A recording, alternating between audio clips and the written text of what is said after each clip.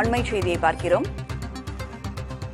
கள்ளக்குறிச்சி விஷச்சாராய மரணம் விவகாரத்தில் மனித உரிமை ஆணையம் நோட்டீஸ் ஒன்றை பிறப்பித்திருக்கிறது. தமிழ்நாடு அரசு தலைமைச் செயலர், டிஜிபி ஆகியோர் அறிக்கை சமர்ப்பிக்க வேண்டும் என்று தெரிவிக்கப்பட்டிருக்கிறது.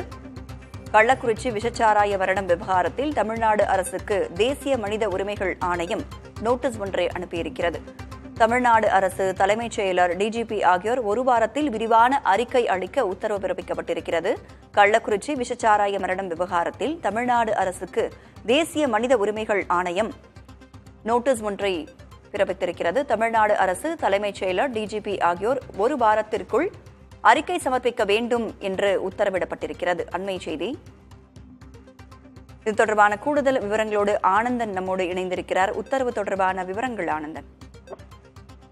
கள்ளக்குறிச்சி விஷசாராய விவகாரம் தொடர்பாக தேசிய மனித உரிமை ஆணையம் விசாரணையை தொடங்கியிருக்கிறது. குறிப்பாக இந்த சம்பவம் தொடர்பாக தமிழக அரசு என்ன மாதிரியான நடவடிக்கை மேற்கொண்டிருக்கிறது?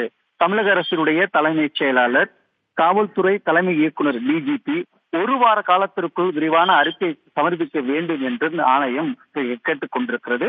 அதே போல இந்த விவகாரத்தில் என்ன மாதிரியான நடவடிக்கை மேற்கொள்ளப்பட்டிருக்கிறது? அதிகாரிகள் மீது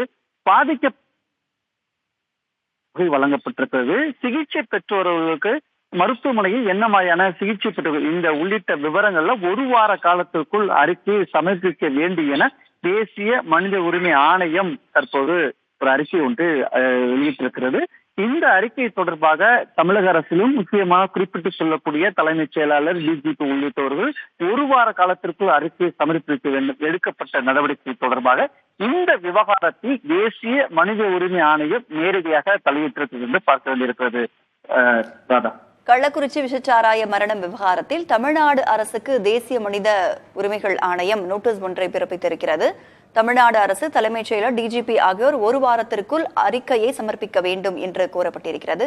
ஒரு வாரத்திற்குள் அறிக்கை சமர்ப்பிக்கப்படாவிட்டால் கூடுதல் அவகாசம் கோர வாய்ப்புகள் இருக்கு ஆனந்தன்.